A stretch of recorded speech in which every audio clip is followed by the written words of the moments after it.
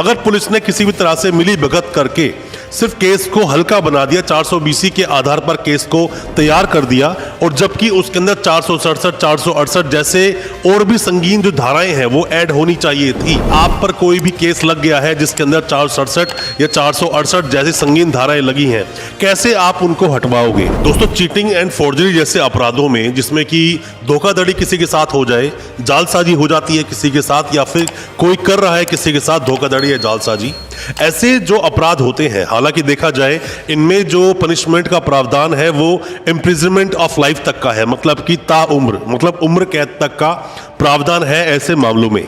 But अक्सर ऐसा देखा गया है कि मान लीजिए आपके साथ कोई अगर धोखाधड़ी होती है तो उन मामलों में पुलिस अक्सर सिर्फ और सिर्फ 420 में ही उस मामले को निपटा देती है, जबकि ऐसे केसेस के अंदर फॉर्जरी भी आसानी से देखा जा सकता है।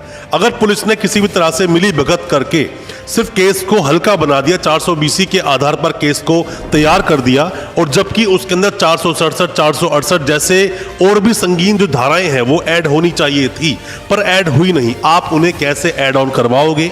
या फिर आप पर कोई भी केस लग गया है जिसके अंदर 467 या 468 जैसी संगीन धाराएं लगी हैं, कैसे आप उनको हटवाओगे? मैं आज अपनी इस वीडियो के माध्यम से आपको बताऊंगा कि चीटिंग एंड फोर्जरी जैसे केसेस में कैसे आप निपटेंगे, या फिर आप अगर झूठे किसी केस में जेल चले गए हैं कैसे आप बेल लेंगे, या फिर कैसे उस केस से आपका निपटारा होगा, कैसे छुटकारा आप पाओगे। इन सब चीजों के बारे में आज बताऊंगा अपनी इस वीडियो में। ज्यादा कुछ जानने के लिए चीटिंग एंड फोर्जरी जैसे केसेस के बारे में दोस्तों बने रहिए हमारे इस वीडियो के साथ। नमस्कार दोस्तों, फिर एक बार स्वागत करता हूं आप सभी का अपने इस YouTube चैनल पर जिसका नाम है बेल लॉज। मेरा नाम है वीरेंद्र वर्मा। अगर आपका भी नाम आया है किसी भी तरह के चीटिंग या फोर्जरी जैसे संगीन केसेस में, तो हो सकता है कि ये वीडियो आपके बहुत काम का हो, इसके लिए वीडियो को अंत तक पूरा देखें। दोस्तों, जब भी कोई मुकदमा दर्ज होता है, मान लीजिए कि पुलिस स्टेशन आप जाते हैं और बोलते हैं कि मेरे साथ एक चीटिंग हुई है, किसी व्यक्ति ने मुझसे पैसा लिया और मेरे नाम प्रॉपर्टी की या फिर सेल एग्रीमेंट किया पर बाद में प्रॉपर्टी मुझे नहीं दी, या फिर ऐसा भी हो सकता है किसी भी व्यक्ति ने फॉर्ज डॉक्यूमेंट करके आपकी प्रॉपर्टी हथिया ली हो, या ऐसा हो सकता है फॉर्ज डॉक्यूमेंट के साथ फर्जी अकाउंट खुलवाए गए हो और आपके साथ जालसाजी कर दी गई हो। बहुत तरह के दोस्तों मामले होते हैं अलग अलग, जैसे चेक बाउंसिंग का मामला होता है, किसी भी तरह चीटिंग करके आपको एक फर्जी चेक दे दिया गया या फिर चेक दे दिया गया। आजकल तो क्लोन चेक के मामले भी सामने आते हैं। इन सभी मामलों में अगर नॉर्मल रूप से देखा जाए तो चीटिंग और फॉर्जरी की जो धाराएं होती हैं, जैसे कि 420, 467, 468, 471, 120B जैसी जो धाराएं हैं, इनके तहत मामला दर्ज होता है।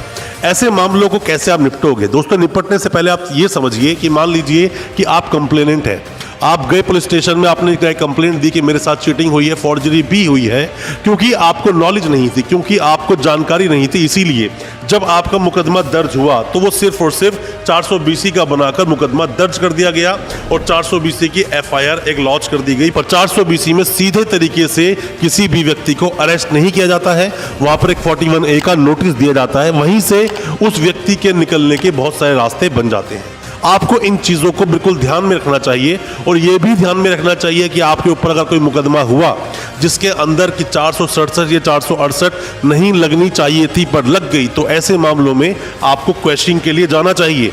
आपको FIR को क्वेश्चन कराने की बात जरूर करनी चाहिए, अपने वकील साहब का सहारा उसमें लेना चाहिए। अगर आप क्वेश्चनिंग के लिए जाओगे और FIR अगर क्वेश्चन हो जाती है तो मान लीजिए कि आपका केस ही खत्म हो गया, केस वो चलेगा ही नहीं। 482 CRPC the code of criminal procedure 1973 का जो एक्ट है वो बोलता है कि जिसके अंदर की इनहेरेंट पावर्स है हाई कोर्ट को, जो आपकी FIR को क्वेश्चन कर सकते हैं अगर ऐसा कोई मामला बनता है। जो मामला नहीं बनना चाहिए, मैं आपको बता रहा हूं कि आपको सीधा क्वेश्चन के लिए जाना चाहिए, ना कि पहले बेल लेनी चाहिए, ना कि पहले आपको एंटीसिपेटरी बेल लगानी चाहिए। ये गलतियां आप अक्सर कर देते हैं।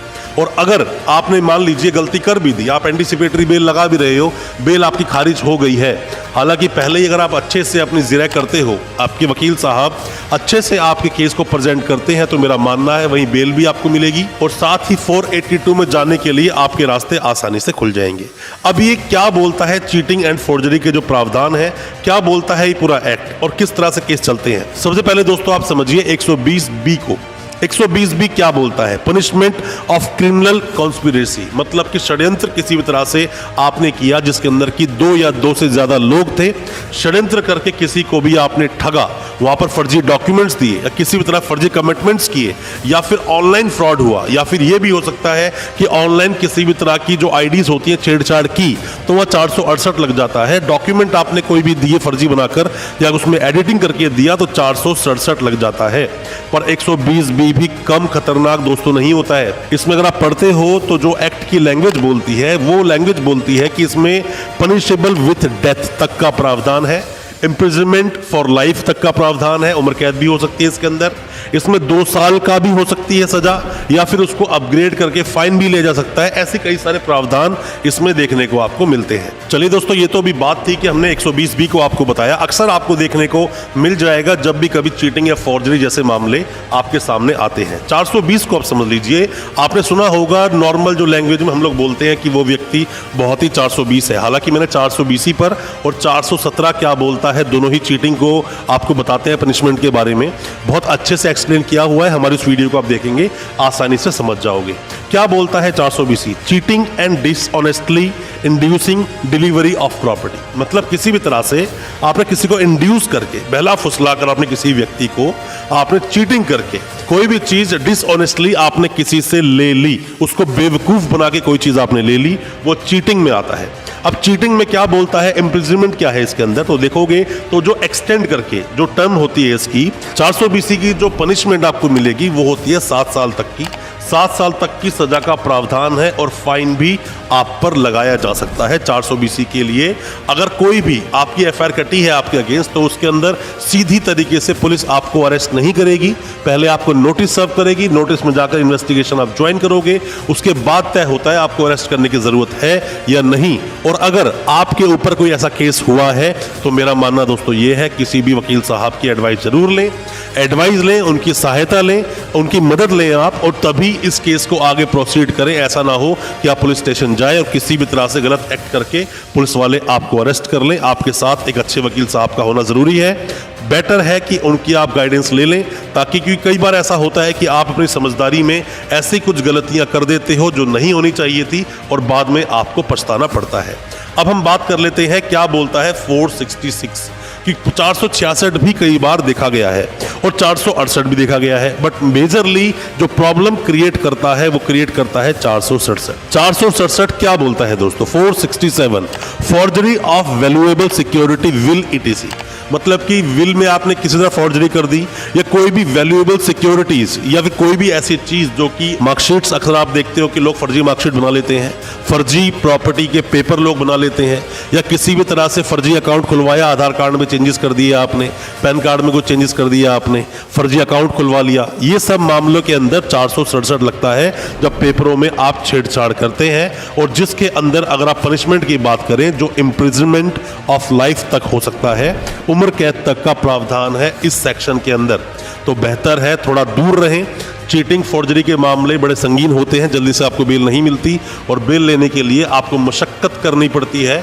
420 के साथ 409 लग जाता है जब ईओडब्ल्यू के मामले आते हैं। इकोनॉमिक ऑफेंसिव विंग की मैं आपको बात कर रहा हूं, हालांकि उस पर भी हमने वीडियो बनाया है, उस पर डिटेल वीडियो आप देख सकते हैं, या फिर अगले कुछ वीडियो में सजेशंस चाहते हैं तो बताएंगे तो हम उस पर भी वीडियो लेकर आ जाएंगे। और दोस्तों अक्सर आप देखते हो कि 467 के साथ में 468 भी लगा होता है। 468 जो बोलता है forgery for purpose of cheating, मतलब कि चीटिंग के लिए ही फॉर्जरी की गई हो, किसी को बेवकूफ बनाना है, फर्जी कागजात बना लिए, उसको दिखा दिए, चीटिंग करने का ही आपका इरादा था, ये कहता है ये सेक्शन। और अगर हम इसमें इम्प्रिजनमेंट की बात करें जिसको एक्सटेंड किया जाता है 7 साल तक के लिए, 7 साल तक की सजा इसके अंदर हो सकती है। अगर 68 ही लगा है 420 के साथ तो फिर भी आपके रास्ते थोड़े आसान हो सकते हैं बेल लेने में, बट जब 467 लग जाता है तो मामला थोड़ा सीरियस बन जाता है और पुलिस अक्सर इस पूरी सीरीज को लेकर ही चलती है। आप पर हमेशा जब सेक्शंस लगाए जाते हैं सबको यूज किया जाता है। अब एक जगह और आता है सेक्शन 471, आपने अक्सर एफआईआर में देखा होगा। अभी क्या बोलता है सेक्शन 471, यूजिंग एज जेन्युइन, मतलब कोई भी फॉर्ज डॉक्यूमेंट आपने जेन्युइन की तरह यूज किए, डॉक्यूमेंट और इलेक्ट्रिक रिकॉर्ड या कोई भी इलेक्ट्रॉनिक रिकॉर्ड हो सकते हैं, डॉक्यूमेंट हो सकते हैं, जेन्युइन की तरह अगर आपने यूज किए हैं तो इसमें भी आपको पनिशमेंट मिलेगी। और पनिशमेंट आपको मिलेगी कितनी। तो दोस्तों ये जो सारे सेक्शंस लगाए जाते हैं पुलिस के द्वारा जब भी कभी किसी व्यक्ति को अरेस्ट किया जाता है, आपका मामला है आप किसी पर ऐसे कोई सेक्शंस लगा रहे हो, चीटिंग फॉर्जरी आपके साथ हुई है, तो दोस्तों मैं फिर आपको बोलना चाहूंगा कि जब कंप्लेंट देते हैं पुलिस स्टेशन में बहुत सोच समझ के अच्छे से कंप्लेंट दें। ऐसा ना हो कंप्लेंट इतनी पुअर तरीके से आप ड्राफ्ट कर लें या बना लें कि कंप्लेंट देने के बाद वो अरेस्ट भी व्यक्ति ना हो और आपका पैसा, लाखों करोड़ों की संपत्ति हो सकती है, वो पैसा पूरी जिंदगी जो आपने कमाया वो कुछ ही मिनटों में कोई इंसान आपसे चीटिंग करके पूरा पैसा छीन सकता है। उसे कब्जे में गया हुआ पैसा जल्दी से मिलेगा नहीं और आप सोचो कि केस चलेगा, एक बार किसी की बेल हो गई तो केस लंबा चलेगा दोस्तों, 5 साल 10 साल चल सकता है। और अगर किसी में कन्विक्शन हो भी गया तो वो हाई कोर्ट चले जाएंगे, हाई कोर्ट से भी अगर अपील मंजूर नहीं, सुप्रीम कोर्ट चले जाएंगे, केस सालों साल चलता है। बेहतर है जब आप किसी पर केस करते हैं बड़े स्ट्रांगली उस केस को प्रेजेंट कीजिए और आप पर कोई फेक केस अगर हो गया है जल्द से जल्द 482 सीआरपीसी में जाइए, क्वेश्चन के लिए जाइए। अगर आपके पास एविडेंसेस हैं, एविडेंसेस नहीं है फिर भी आपका नाम आ गया, पुलिस ने आपको अरेस्ट कर लिया है, तो भी आप जाकर अपने अगर प्रूफ, कुछ भी अगर प्रूफ आपके पास है आप दिखाएंगे, आसानी से बेल हो जाएगी। जैसे हम लोग चीटिंग एंड फॉर्जरी पर कई सारी वीडियोस लेकर आए हैं और आपको बहुत सारे आपके अधिकार बताए हैं।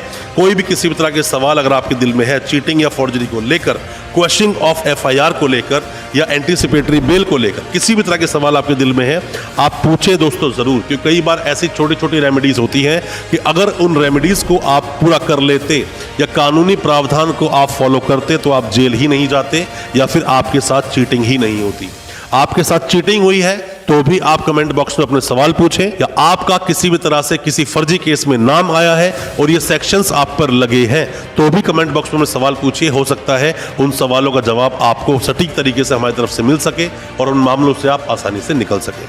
किस टॉपिक पर आप नेक्स्ट वीडियो चाहते हो, क्या जानकारी आप लेना चाहते हो, आप जरूर बताएं, हमें इंतजार रहेगा। और हमारी वीडियो को ज्यादा से ज्यादा अपने दोस्तों, परिजन, परिवार में शेयर करें ताकि वो भी अपने आप को कानूनी जानकार बना सके। अच्छा लगा आज का वीडियो, हमारे चैनल को सब्सक्राइब करना बिल्कुल ना भूलें, साथ में लगा बेल आइकन जरूर दबा दें ताकि इसी तरह की लीगल अवेयरनेस की वीडियोस दोस्तों आप तक पहुंच सके सबसे पहले। बहुत बहुत शुक्रिया दोस्तों, धन्यवाद हमारे इस वीडियो के साथ बने रहने के लिए।